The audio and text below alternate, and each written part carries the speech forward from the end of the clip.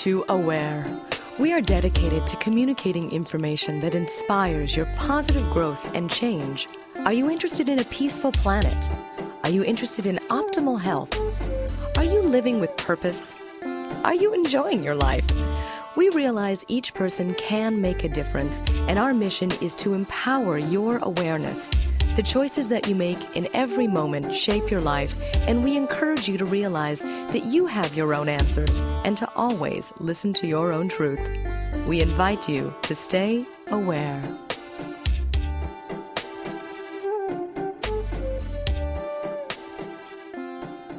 Hello and welcome to The Aware Show. I am so excited about today's conversation because it has to do with anyone that has a body. Most likely, if you're listening, you have one. And it is really talking about the truth about our bodies from a perspective of a female physician, which I'm very excited about. First, I want to mention, if you are not listening to this already in our podcast, you can always tune into The Aware Show on our podcast, wherever you listen to podcasts. And the website can direct you wherever else we air at theawareshow.com. So much of what we know about our bodies, about women's bodies specifically, has come from the narrative of men, the research of men. Their points of view have largely shaped how we feel about our bodies through the medical journals, through the medical narrative, and our normal bodily functions, as well as all of them: pain, pleasure, strength, intellectual capacity, all of that has really been based on an overwhelmingly male narrative. And it's uninformed by women's own voices, our own capacity to know our own bodies. We're the ones living in them. We know that our hormones fluctuate moment by moment sometimes. There's a wonderful, wonderful book out by my new guest, Dr. Elizabeth Comen, and it's called All in Her Head: The Truth and Lies Early Medicine Taught Us About Women's Bodies and Why It Matters Today. Welcome, Dr. Comen. Thank you so much for joining me. Thank you for having me. So I'm really curious, specifically, why did you choose this topic based on your whole story and your whole career? How did you get to this field of medicine? Well, the book is really about all of women's health, all of women's medicine. I am a specialist in breast cancer. I've had a long, unwavering interest in caring for women with breast cancer. That's been my only job. It took me decades to study it and become a breast oncologist and physician scientist. I've cared for thousands of women, and in that been really a part of these sacred relationships with women where, yes, they are coping with cancer, but also sharing deeply personal aspects of their lives about how they live, how they want to thrive, not just how they want to survive. And in those stories, really heard heartbreaking examples of women being invalidated for their pain, shamed, blamed for their bodies, not really able to actualize their full selves as they dream and hope to. And obviously, I'm a woman. I've been a patient myself. I care for women in my family, and really felt compelled to try to unpack the legacy that I think we've inherited both as patients and as physicians in the healthcare system. And when you are in that relationship with the patient, which I think is so wonderful of you to actually have a conversation about the psychology behind breast cancer and what might be going on in her life and her deep, deep feelings, to have that opportunity as a physician would be, I would think, so wonderful as a patient going through such a difficult thing, to have someone on the other end, on the medical end, that actually cares and listens. Yes, I think we all care. We have a difficult, challenging medical system right now. As we all know, it's very flawed and imperfect. Appointments are sometimes compressed. There's long wait times. There's all sorts of frustrations on many ends, including with insurance companies and all of that and everything in between. But at the heart of being an oncologist, and I think being diagnosed with cancer, are really these existential questions about how you want to thrive. And for women in their bodies, there's so much that, from a historical, religious, cultural, political standpoint, that have held us back more so than others. And I want to change that narrative. What is the thing that you hear the most from women? Like, what would be the underlying theme? I think a lot of women feel shame.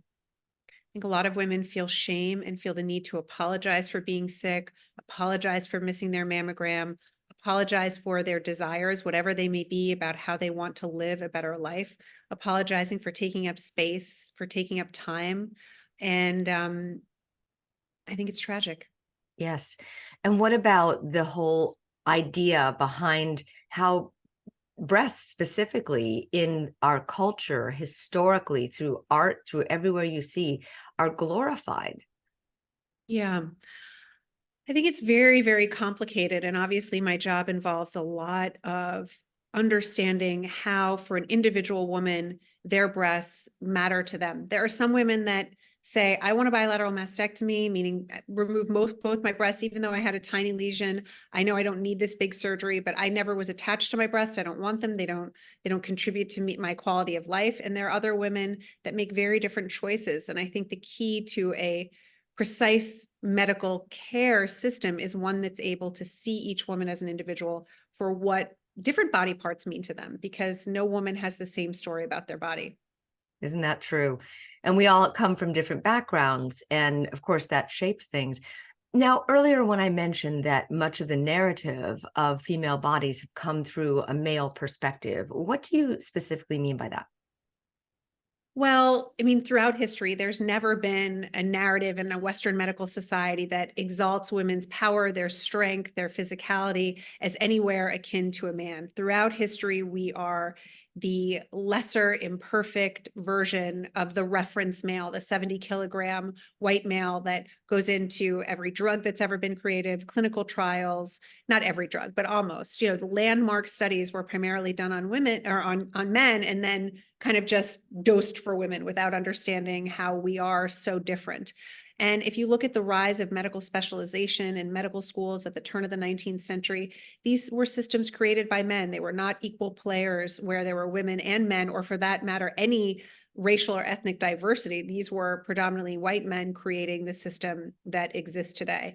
And my book is really not about saying, oh, every man before us was horrible. That's reductionist and not constructive. Right. It's really to say, let me tell you the stories of the people that created the system, our deeply flawed system. They were flawed, humans are flawed, but how can we, knowing the history, move towards a more positive future moving forward? It is such a difficult, and I'm so glad that you address these topics because women's bodies in general, I mentioned hormones fluctuating up and down. And then as you get into your postmenopausal days, you have to deal with HRT. That can also cause these types of cancers, but it's something that is also necessary for our brain function to have estrogen and, to not lose muscle mass, to have testosterone. What is that balance? How do you balance that, Dr. Comen? Well, let's dissect a little bit of what you just said. So first of all, there's a long storied history of misunderstanding hormones in women and maligning them. The discovery of hormones was a lot about saying there's going to be this one thing that makes women crazy and there's one thing that makes men amazing. Testosterone's awesome, and estrogen, we're bathed in it, and that's why we're insane.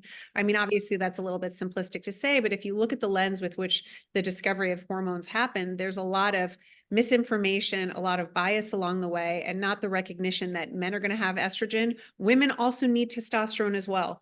In terms of the history of hormone replacement therapy and what women have been told, the pendulum has swung in so many different directions, from telling every woman they should be on it to, I really want to rectify something that you did say, which is that there is a real misconception. And I'm a breast oncologist during my training that, okay, hormone replacement therapy is going to blanket just everyone. It's going to increase their risk of breast cancer unilaterally. That's really not true. And it really depends on the individual woman, what is right for them and what their personal family history is of breast cancer or their personal history. For most women, some element of hormone therapy is relatively safe. And again, it's about risk and benefit. And as you said, there can be tremendous benefit for side effects or for symptoms of menopause and a lot of things that have gone unaddressed and really swept under the rug on the assumption that this is a time of life when women should just suffer. So go forth into the world and suffer. And the premature aging that happens if with the hormone imbalances is also so difficult, but that goes back to the whole image that women should always look perfect and be perfect, and their whole lives we should look just like the models or the art. And where do you, when you speak with a woman around mastectomies or anything that have to do with their bodies, Where do you direct them to find and create their own narrative, their own balance? I think a lot of it comes from, our bodies don't exist in a vacuum. They exist in time and space in relation to other people, including ourselves and our minds and our souls and our hearts. And I think a really important question to ask every woman or every person is, what brings you joy? Right? So every body has a history, and every person has their own way of seeking joy in the world. And sometimes that's through their souls, their bodies. And I think it really depends on that arc within a own woman's history about what matters to them. So I Mm. think really tapping into that, asking a woman to say, what makes you feel alive? What's a great day look for you? Every woman has a different answer to that question. And I think by accessing that, they access better health for themselves. Let's talk about some things that are generally good for women, Mhm. um, postmenopausal women, in terms of fitness. Is that something that you could say? I've seen or read a lot of research about mitochondria stimulation and metabolism stimulation through exercise. Is Mhm. that something that you could say would be good for most women? I think that part of what's covered in my book is the history of exercise and fitness guidelines for women, which are simply historically atrocious.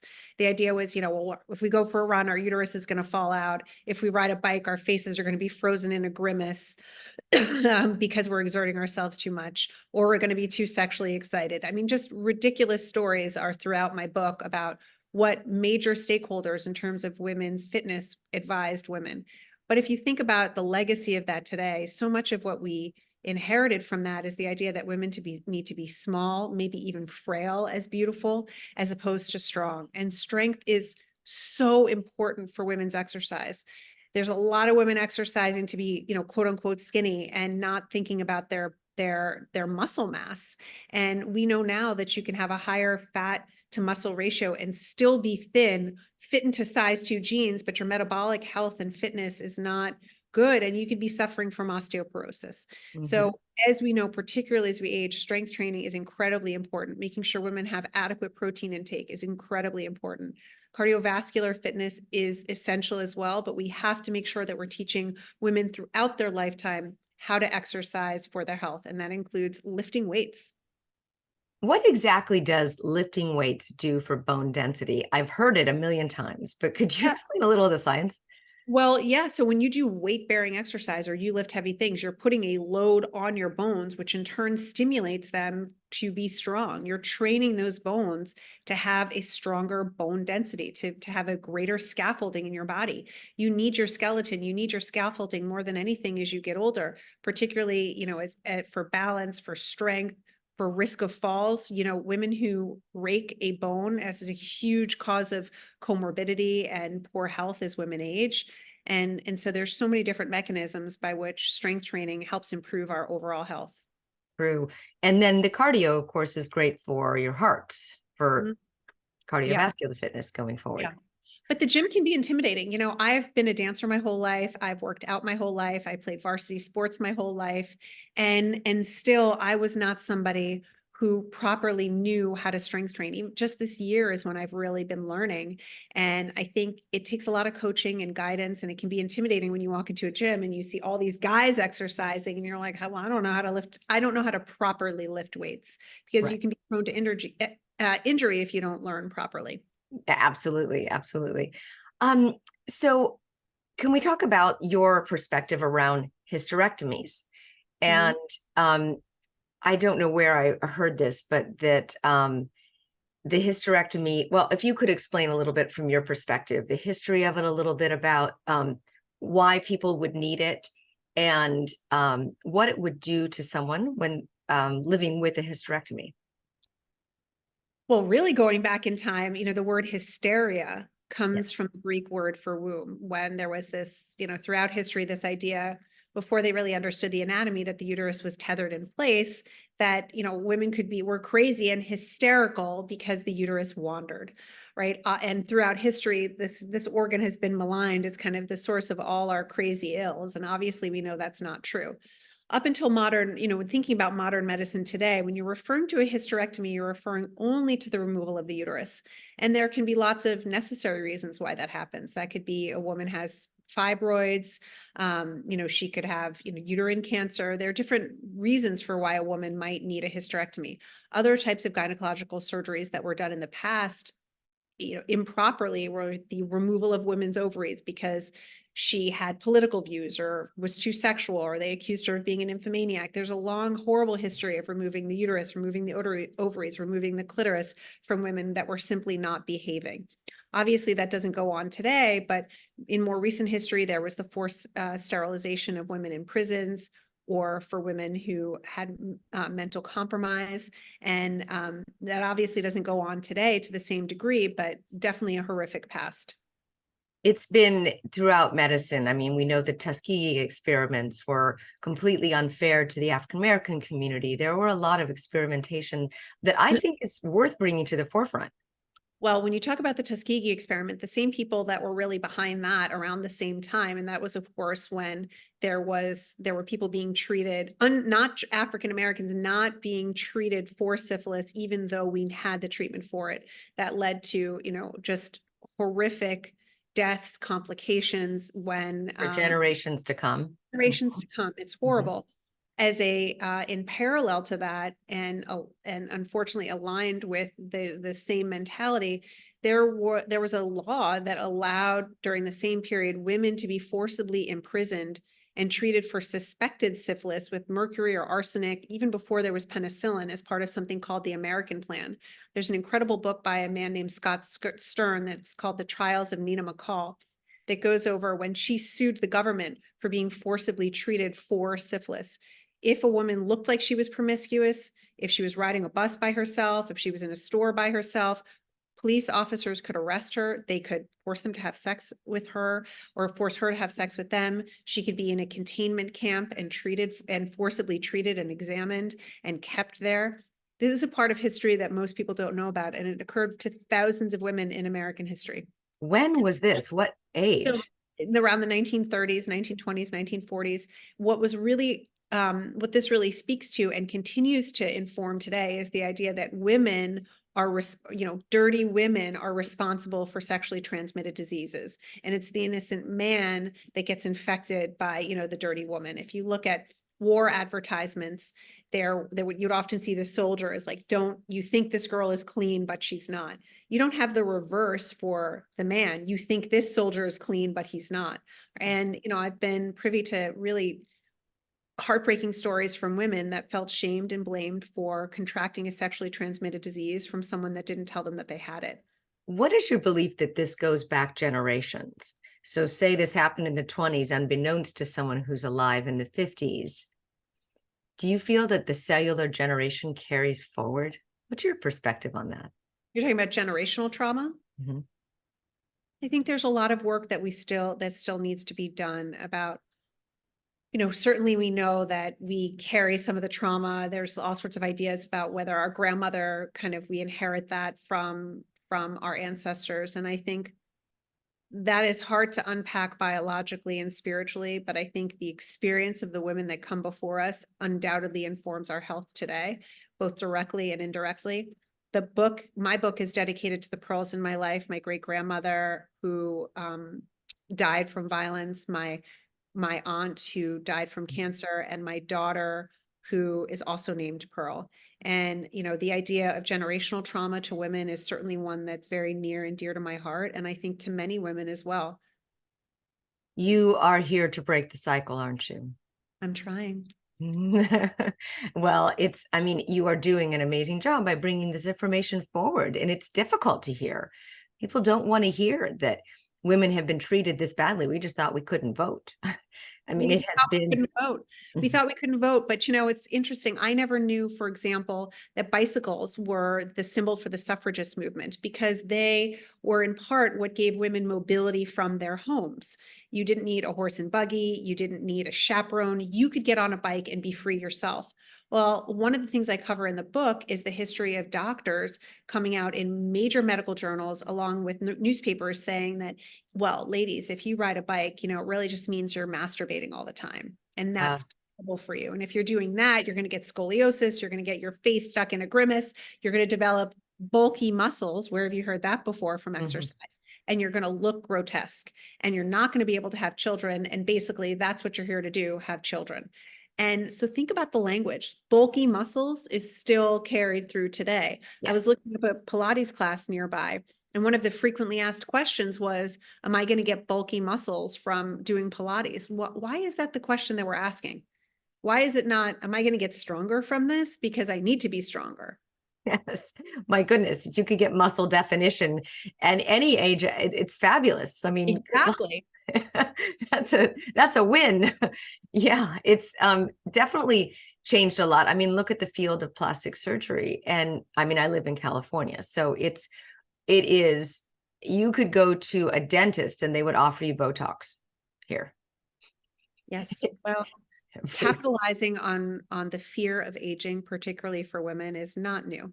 And the history of plastic surgery is really one of men operating on women, and the integration of male gaze and male perspective on that dynamic, where yes, we have more plastic surgeons and dermatologists that are women, but historically we did not.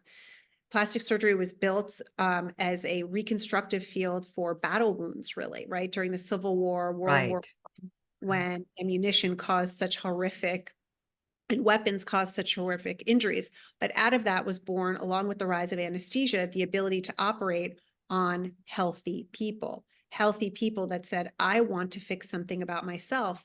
You also had a field of medicine that pathologized certain things, whether it was that your face looked too ethnic in some Aging, yes. aging, or that, you know, your smaller breasts were actually a medical condition that would cause an insecurity complex. And by fixing that, we're fixing you.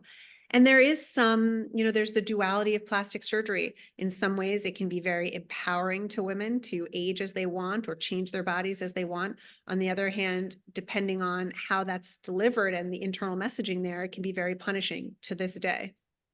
It is such a difficult experience. I mean, I look back and we did a tour of the Vatican this last summer, and we looked at the paintings, the Michelangelo paintings on the ceilings, and the way that women were um, were modeled were these children everywhere, and you know, open breasted and full figured, and they had, it was more like a procreated type of positioning. And I don't know much about art history, but then you also see these statues of Athena, very strong, very tall, you know, 8 foot style of a woman who's extremely strong, but not svelte, not thin waisted at all. She was a strong woman. So the way women are depicted in some of the art history is that of a strong woman.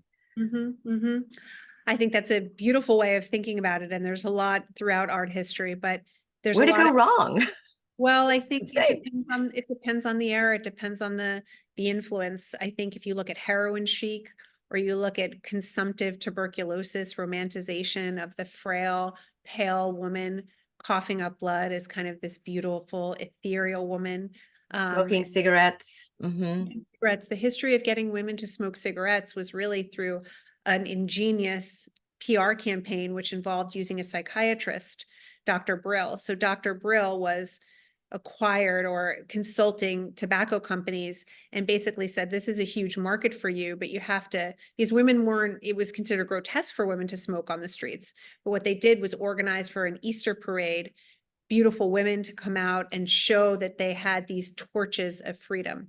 They knew that women, from a PR standpoint, wanted to feel liberated, but so smoking would align with their oral fixations, they said, and also be a source of torch of freedom for them. Fascinating. Torches of freedom. Yes. Freedom.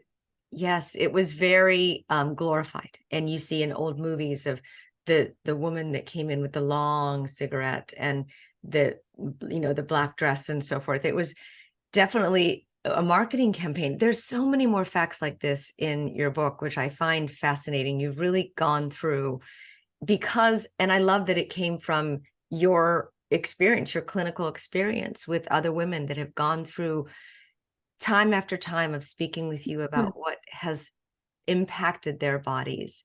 Yeah. And so the ultimate question is, I've asked you about the cellular trauma, but how much of the psychological trauma do you think impacts breast cancer directly? Tough question. It's not a tough question. I got Oh, you. okay. We don't know, but what we do know is, and what I can tell you as directly and as forcefully and as unwaveringly and as resolved as humanly possible, I entirely negate the idea that you can will some cancer away. And I get enraged when someone says, oh, they just didn't have a good attitude. Come tell that to the dying mother of 3 children that they just didn't have a good attitude. They didn't visualize their cancer away. They were too stressed. Not true. I have the experience, not just anecdotally, but treating thousands of women to tell you that, as do my colleagues. There's the woman living in Costa Rica, drinking pure water, doing yoga and meditating, who still gets cancer. There's the stressed out woman who smokes all day and drinks all day and doesn't get cancer. And, yes, stress plays an important role. The psychological experience of illness is critically important, but stress does not unilaterally cause cancer at all. I really, really, really do not believe that. And I think that when we tell women that, it causes further damage. There was a physician at Yale, Bernie Siegel, who did these studies to try to show, that love was really the answer and visualizing all of this. And those studies were debunked. And I would say to anybody who would come to my clinic, why don't you say that to a cancer patient's face and get their perspective? Obviously, a positive attitude and how you can have love surrounding you is important. It helps you make good decisions, right? If you're depressed, you may drink, you may do drugs, you may smoke more, you may not eat healthy, you may not exercise.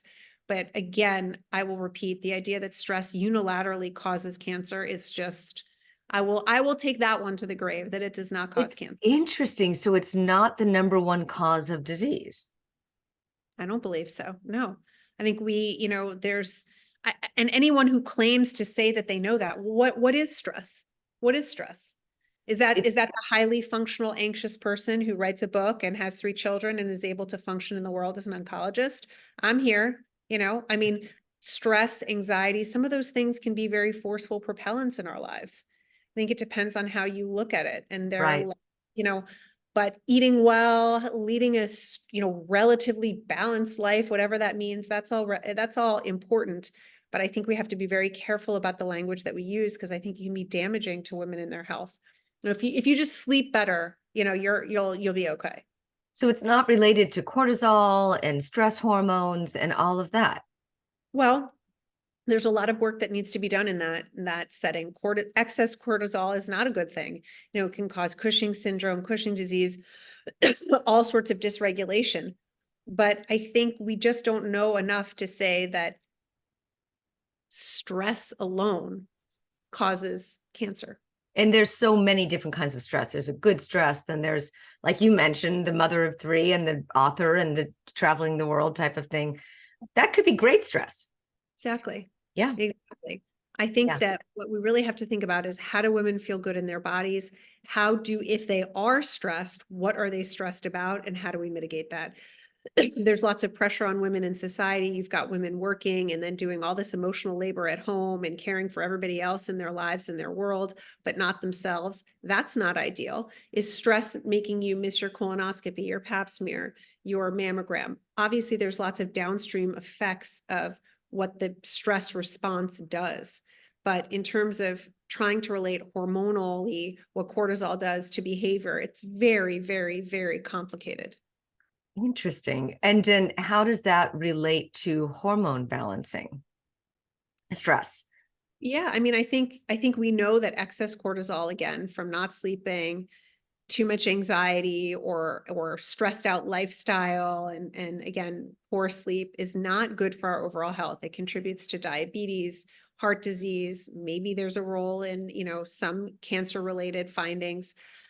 Um, but with respect to estrogen and testosterone and all those other things, we still don't know enough. Yes, it's all related. It's not, it's like, for me, these are basic lifestyle questions. There's never going to be a diet advice that says, you know what, the French fries from that fast food place, they're fine, right? There's never going to be a study that says, don't sleep, don't eat well, eat crap all day long, and lead a super stressed out life. And that's the key to your wellness. Of course, it's not. We Right. know that all those things that go into leading a less stressful life are important because at the very least, we feel better.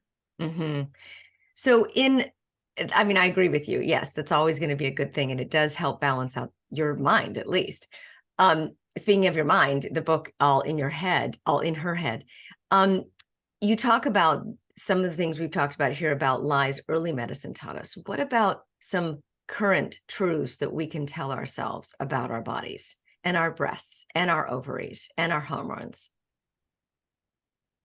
Well, we are not the lesser imperfect version of men. There's lots of ways to, the whole cycle of menstruation and thereafter and all of that gets completely maligned in history, but maybe that's our superpower too. Seasons are a good thing, right? That's the way I look at it. I think what I really hope after reading this book is that women think about the stories they've been told by others about their bodies, about women in general, what they've internalized. And if after reading the book, they might be able to see their bodies as more empowered, that there's lots of strength and flexibility in being a woman, and that it doesn't have to be as negatively perceived and as shameful as it has historically been. I love that. Well, thank you so much. You have really shined a huge light for me. And this was something that was unconscious for me to recognize that, yes, early medicine really had, and the history of women's body is still in our psychological DNA. So I thank you so much for shining the light on this, for breaking patterns, and for being who you are. Thanks for being committed to the truth. I appreciate it. Thank you for giving me the chance to share with you, and for, to change the narrative about women's health is not going to be one person. It's not going to be one study. It's not going to be one political movement. It's not going to be one philanthropic effort. It really has to be a movement among society that's not just among women, but also aligned with all genders, all sexes. And I think that we're getting there, and we're in this together. Absolutely. Well, it starts with bringing about the truth, and All in Her Head is a great way to start that. Thank you so much, Dr. Elizabeth Comen. I appreciate your time and your research and your contribution to knowledge. Thank you. Thank you so much for having me. All right. We will be right back. This is Lisa Garr. You're listening to The Aware Show.